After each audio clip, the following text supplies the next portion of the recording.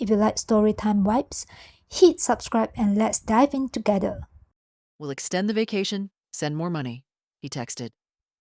I said nothing. I packed his suitcase, left it on his mother's porch, and returned to our apartment. Silent, cold, empty. A week later, he came back to no welcome, no smile, no future neatly folded between us. Just a video, a printed notice, and a calm I didn't recognize. My name is Caroline Fraser. I'm 32. I make buildings stand for a living. Steel, concrete, rivets. My life is angles and load-bearing points, safety factors and redundancies. I study foundations until I can feel them underfoot. If the base is solid, the structure endures. If it isn't, collapse is only a matter of time. For 3 years, I believed Luca was my foundation. He was 29, too pretty, too charming, always half laughing, half flirting with the world. He worked as a stylist's assistant, which sounded quaint and artsy, until you realized he was spending my money trying to buy an audience. Reels, mood boards, thrifted leather jackets he'd call vintage finds, and an endless appetite for designer pieces that completed the look. He wanted to be seen, and I invested in that visibility, like a trusting architect footing a risky column. When his 29th birthday rolled around, his one request was an obscene, indulgent trip to the Caribbean with his 2 best friends, Marco and Dylan. 5 nights, all inclusive, rooftop pools, white sand. The price tag tipped just over $4,000. I transferred the money without missing a beat. I thought, I'm supporting his dream. I thought, I'm building something that will last. For the first few days, his phone became a highlight reel. Sunsets mirrored by his smile. Cocktail clinking. Best girlfriend ever captions. I sent heart emojis back like a support beam. I loved the idea of being unseen but essential. It felt noble. On the 5th morning, the morning they were supposed to fly home, my phone buzzed with a message from Luca. Hey, love, we're having the most amazing time. We're not ready for it to end. Dylan found a deal to upgrade our room and extend for another week. Can you send over another $500? That'll cover everything. Love you. The message should have been the end of a romance. Not because of the money, though $1,500 is not trivial. It was the tone. No, please. No, would you mind? No trace of partnership. It read like a command with a pet name stitched across it, as if my role in his life was to fund his spontaneity by default. Something inside me went cold. Not the hot, immediate flame you see in films. Not the sharp scream that makes people break plates. It was quieter. A steady, surgical chill that settled around my spine and made me feel very awake. I did what any engineer would do. I examined the structure, logically, carefully, looking for the crack. Earlier that month, he'd mentioned, casually, that a mutual acquaintance, Nia, was at the same resort with her family. Just a professional. Friend, he'd said, like that settled everything. But the tone of his message made the image in my head itch. I opened Instagram. Nia's profile was public. Her story had a shaky clip from the resort's beach club posted 10 hours earlier. Music, lights, a press of bodies, and in the middle of it, Luca. His arm around Nia's neck, her hand low on his waist, their foreheads bent near each other, laughing in a way that had nothing to do with friendship. Behind them, Marco was laughing with a woman whose lipstick left a smudge on his cheek. Dylan's head was bent as if he'd found a secret in a stranger's ear. This wasn't a boys' trip. It was couples, conversations, the kind of intimacy you don't accidentally post. I watched the video 3 times. His hand traced a line along Nia's hip. Her fingers drifted, then anchored. The camera shook. Someone in the background yelled, Luca smiled like a man who assumed he was beloved and untouchable. I didn't contact him that day.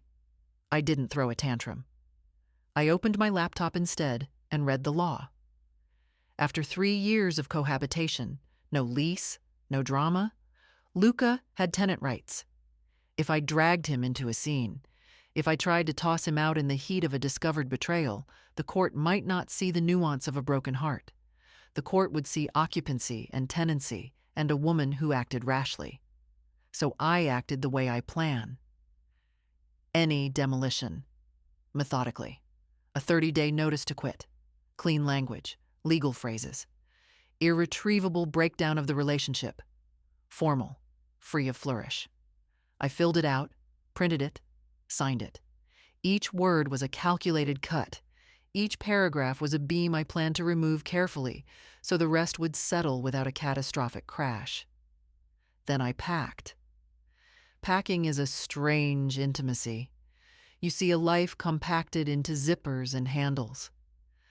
I packed his shirts with a determined sort of calm. I folded his shirts like I'd file them, indexed his shoes, wrapped his styling products in newspaper, and labeled them. When I opened his nightstand, I found the little velvet box, the Polaris locket I'd designed for our 2nd anniversary. Silver, engraved with the star pattern of the night we met. He'd cried when I gave it to him. He'd sworn he'd never take it off. Now it felt obscene. I took photographs of the locket from every angle. High-res, detailed. I filmed the engraving. Evidence, not theatrics. I packed the box with his other things and zipped it shut. By evening, his life was quarantined in the spare room. 3 large suitcases lined up like soldiers. 2 days later, his plane landed.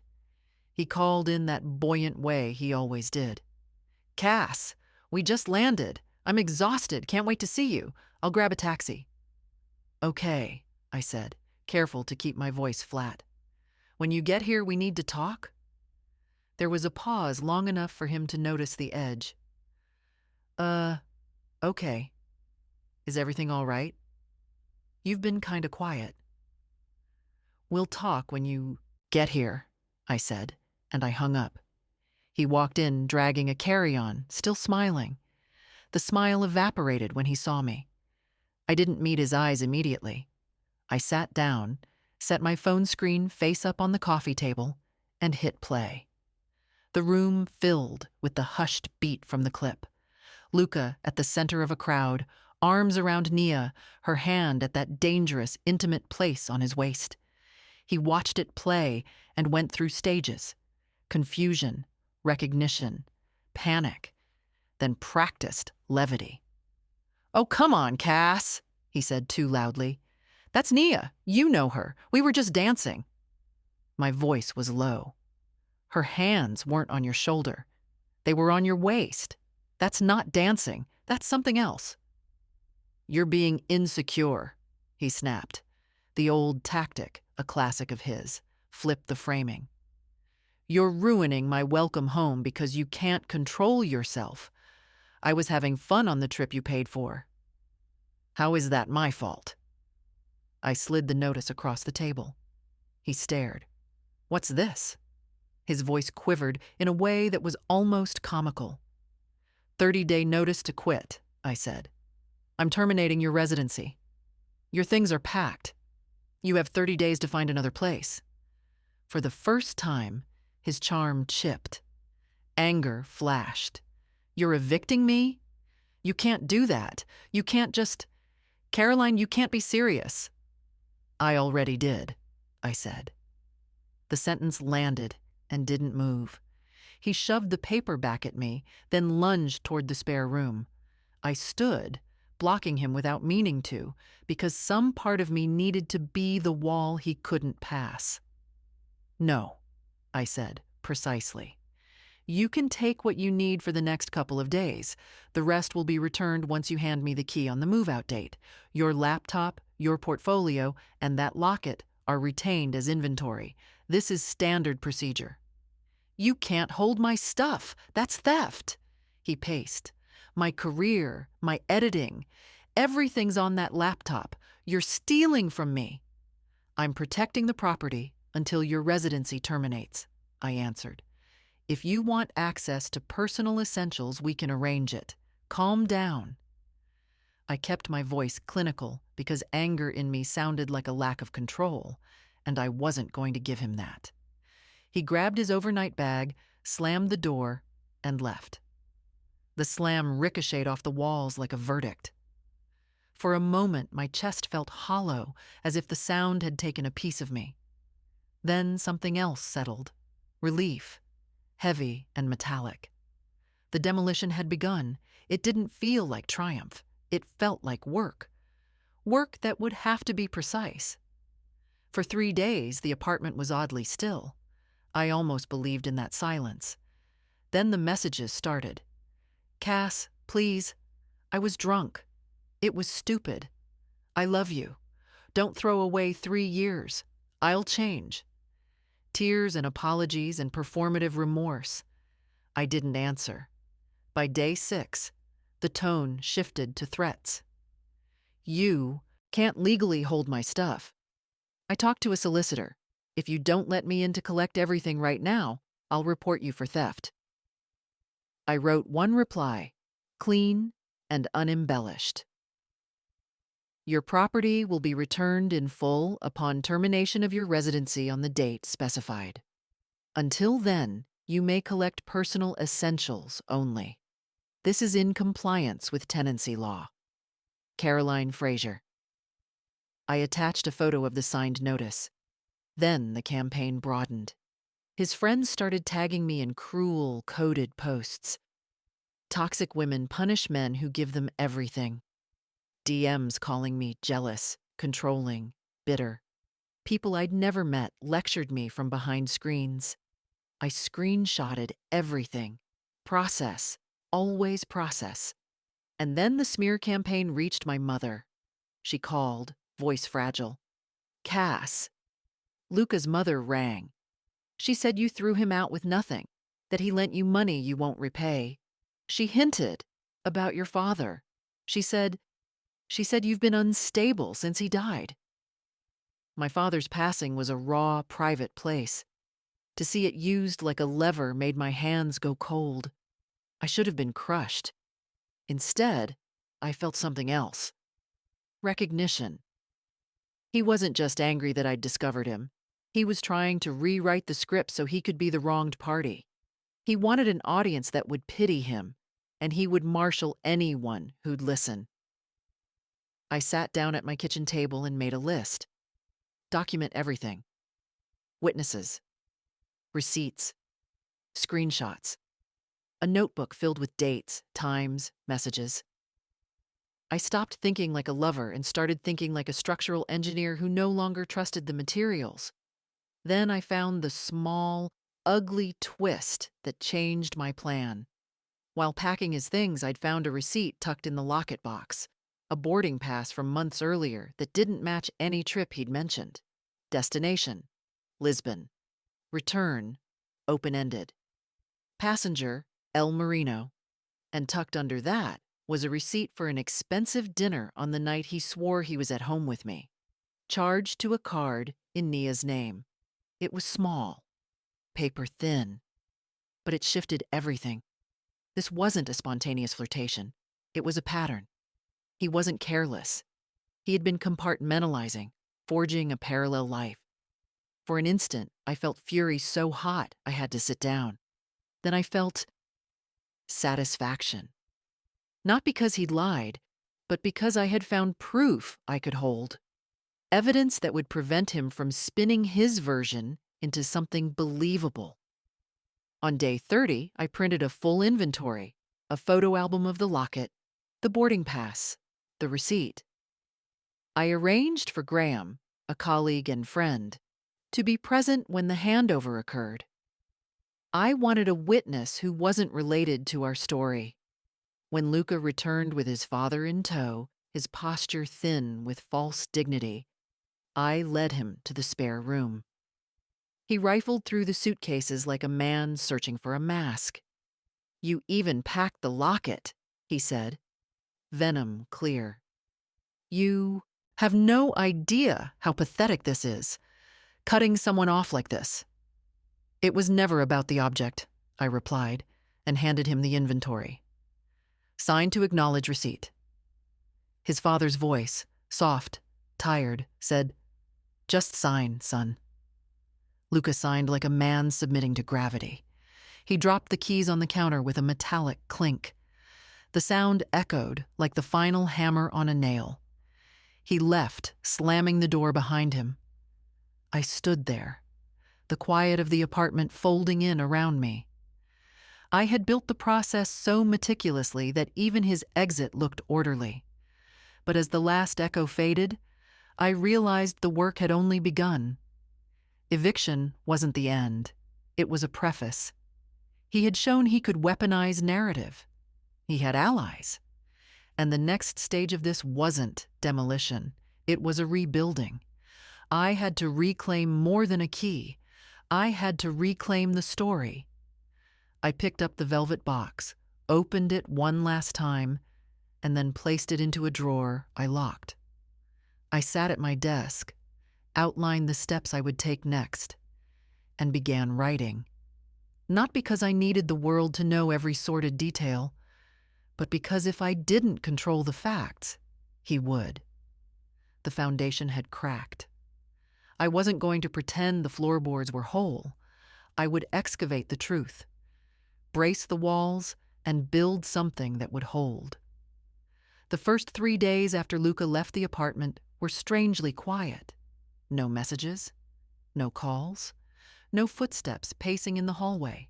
For a fleeting moment, I almost let myself believe it was over, that he had packed up his chaos along with his suitcases and vanished. But I was wrong. On the 4th morning, my phone lit up with a flood of messages. "Cass, please." I was drunk. I didn't mean any of it. You know I love you. Don't throw away 3 years because of one mistake. I swear I'll change. Please, just talk to me. Each word pressed against my chest like a dull blade. My thumb hovered over the keyboard, instinct tugging at me. Respond, smooth things over, give him one more chance. That's what I'd always done. That was the cycle. But then my mind replayed the image of Nia's hand resting on his waist. I remembered Luca's shameless demand for $1,500, as though I were an ATM. I heard his voice again, dismissing my instincts with, "You're just insecure, babe." I flipped the phone face down on the table and walked away. I stayed silent. By day 6, his tone shifted. "You have no right to hold my stuff hostage. I've spoken to a lawyer. What you're doing is theft. If you don't let me collect everything immediately, I'll go to the police." I sat down at my desk, pulled up the template I had already drafted, and replied with the precision of a scalpel. "Your belongings will be returned in full upon termination of your occupancy as stated in the notice. Until then, you may collect only essential items. This is in full compliance with tenancy law. Caroline Fraser." No emotion, no cracks, just the law. Phase 2. Threats. And then came Phase 3. Proxy warfare. Marco and Dylan, his so-called brothers, started posting cryptic, venom-laced updates. Some women just can't stand to see a man shine. Toxic people punish the ones who gave them everything. Soon, my inbox filled with private messages. "You're a selfish, controlling bitch." Which? "You're destroying his life just because you're bitter." I didn't reply. I screenshot everything. Evidence. Armor. But Luca wasn't done. This time, he aimed at my family. My mother called one evening, her voice tight with unease. "Cass, I just got off the phone with Luca's mom. She said you threw him out on the street with nothing but the clothes on his back. She even claimed he lent you money that you refused to repay. And then, she hinted that ever since your father died, your mental health hasn't been stable." My stomach twisted. My father's death was a scar still raw. Luca knew that, and now he was wielding it like a weapon. My hand shook around the phone. Mom? Do you believe her? Silence on the line for a moment. Then my mother's voice steadied, warm and firm. No. I know who my daughter is, but Cass, he's trying to smear you. You need to be careful. That night, I sat alone in the apartment, surrounded by suffocating silence. For the first time, I truly understood. This wasn't about the breakup anymore. Luca didn't want the apartment. He wanted the story. He was painting me as the unstable, vindictive ex, while he played the broken-hearted victim. And unless I told my own story, his version would be the only one people heard. Day 30 arrived like the clang of a gavel. For weeks, the apartment had been a battlefield, not with shouting or broken plates, but with veiled threats, toxic messages, and smear campaigns. I hadn't slept in my bed once. His scent still lingered on the sheets, clinging like smoke. I spent my nights on the sofa, surviving on coffee and sheer determination. Each text, each call, each insult, I logged, time-stamped, archived. That morning, I threw open the blinds. Sunlight poured into the living room, illuminating the neatly packed suitcases lined against the wall. On the coffee table lay the printed inventory, every item cataloged, nothing missing, nothing extra, no loopholes, no escape routes. At exactly noon, a knock rattled the door. Luca stood there, jaw clenched, eyes cold. Beside him, his father, a tall, weary man with sadness etched into his face. Behind me stood Graham, a colleague and friend I had asked to serve as a witness. Clipboard in hand, arms folded, he radiated quiet authority. The tension was iron thick. "This is pathetic," Luca sneered. "You've turned the apartment into a courtroom." I said nothing, just gestured toward the guest room where his belongings were staged. "Your things." He stormed in, yanking open suitcases. Shirts, shoes, electronics. It was all there. Then his hand froze on a small velvet box. His eyes snapped up at me, blazing. "Even this? The necklace you made for me? Do you have any idea how pathetic it is to pack up a life like garbage?" My throat tightened, but I held his gaze steady. "It's just an object. The story behind it is over." His mouth twisted into a cruel smile. He slammed the suitcase shut. "You think this makes you strong? You're not strong, Cass. You're a bitter, broken woman no one could ever love." I didn't flinch. I slid the inventory sheet across the table with a pen. "Signed to confirm receipt of your property." His father finally spoke, voice low and tired. "Sign it, son, and let's go." Luca glared at the paper as though it were poison. Then, with a vicious stroke, he scrawled his name, tearing the edge of the page. Graham signed beneath as witness. Luca tossed the pen down, pulled his key from his pocket, and threw it onto the table. The metallic clink echoed in the room, sharp, final. He gripped the suitcases and stormed out. His father paused at the doorway, looking back at me with eyes that carried both apology and resignation. Then he followed his son into the hallway. The apartment fell silent. For the first time in weeks, it truly belonged to me again. I stood motionless for what felt like hours, staring at the key glinting on the table. My hands trembled. My chest felt hollow. The war was over. I had won. But God, victory had never felt so heavy. The key sat on the table for hours after Luca left, a small piece of metal that weighed more than any of the suitcases he dragged out. I stared at it as the sun shifted across the room, painting long shadows over the wood floor. For weeks, my life had been reduced to defense. Screenshots, documentation, silence in the face of slander. I had fought to hold my ground, to protect my sanity, to survive. And now, with the war over, I felt something unexpected. Emptiness. The quiet was deafening. I should have been relieved. Instead, I felt like a soldier standing in the ruins after a siege, victorious, yet surrounded by rubble. The first few days, I stumbled through life in a fog. Sleep came in jagged bursts. I would wake at 3 a.m. with phantom echoes of his voice in my head, my pulse hammering, as though he might still be in the next room. Every corner of the apartment carried his shadow. The indentation on the couch where he used to sprawl with his phone. The faint smell of his cologne on a jacket he had forgotten.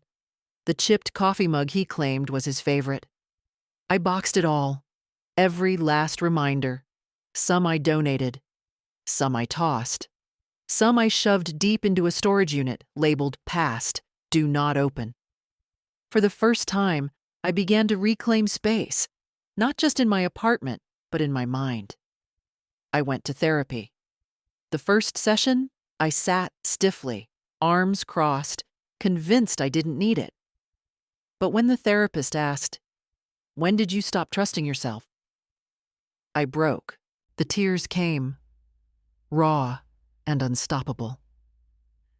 Because that was the real betrayal. Not that Luca had cheated, not that he had lied, not even that he had turned friends and family against me. It was that he had made me doubt myself. He had taken the sturdy ground beneath my feet and replaced it with quicksand. Rebuilding meant learning to trust my own instincts again. 2 months later, I got a message from an unknown number. I hesitated before opening it. The words made my stomach turn. "Cass, I'm sorry. You don't know me, but I need to tell you the truth about Luca." Attached was a long email from a woman named Alina. She wasn't just a fling. She wasn't just Nia or some nameless face at a bar. She had been with Luca for over a year. He had told her I was just a roommate, someone he was helping out financially. He had painted himself as the generous, self-sacrificing man taking care of a fragile woman. Her email was lined with shame and regret. She had believed him. Until she saw him with me one night, his arm possessive around my shoulders, his lies unraveling in front of her. She left him soon after, and now she was reaching out to me, perhaps out of guilt, perhaps out of solidarity. At first, I felt rage. The idea of Luca building parallel lives, weaving stories like a spider spins webs, it made me sick. But then, strangely, the anger gave way to clarity. Luca's betrayal was never about me not being enough. It was about him never being whole. Spring came, soft and quiet. I started running again, lacing up sneakers at dawn and pounding the pavement until sweat drowned out the noise in my head. I signed up for a pottery class, my hands learning to shape clay instead of clinging to broken pieces of memory. One Saturday, I found myself in a bookstore, wandering without aim. My fingers landed on a journal, leather-bound, thick pages that begged to be filled. I bought it. That night, I wrote until my hand cramped. I wrote about Luca, about the love, the gaslighting, the slow erosion of myself.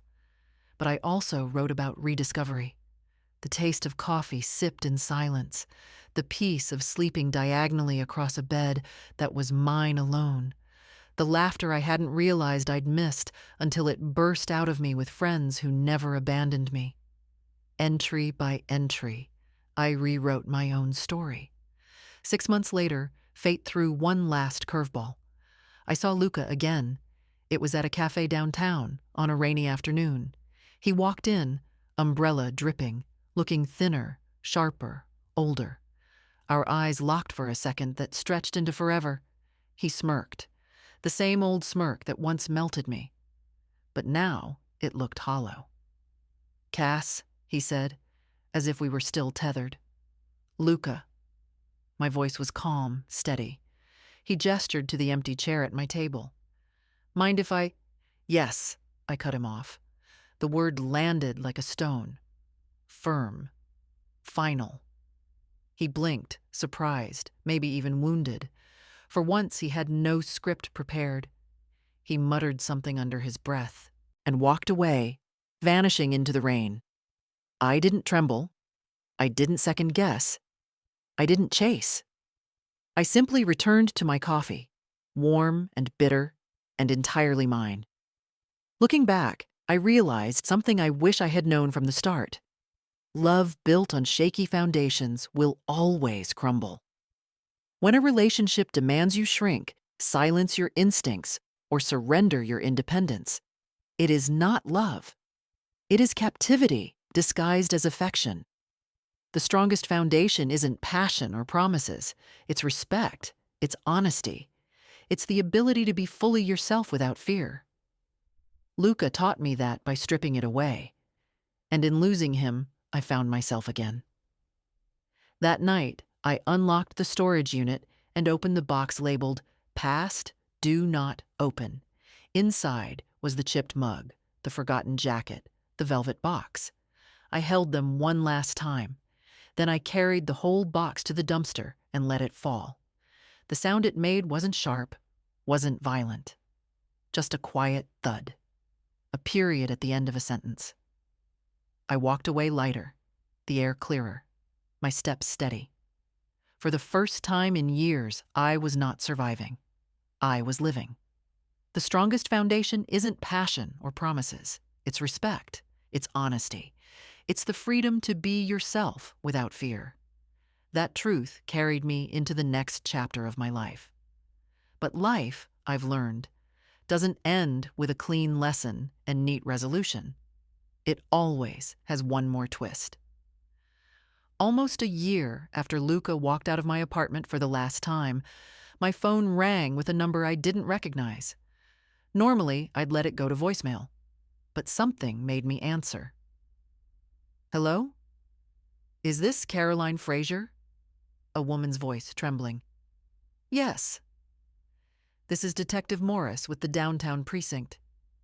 Do you have a moment to talk about Luca Santoro? My heart stopped. For a second, I thought he had filed some kind of bogus complaint. But her tone wasn't accusatory. It was weary. She explained that Luca had been arrested for fraud. He had been running a scheme with rental properties, taking deposits from multiple tenants for the same unit, then vanishing with the cash. Dozens of victims. Thousands of dollars. And one thread in the investigation led back to me. Not because I was involved, but because my name was still listed on one of his old lease applications. He told people you were his guarantor, she said softly. I nearly laughed. Bitter, sharp laughter that came from a place between relief and disgust.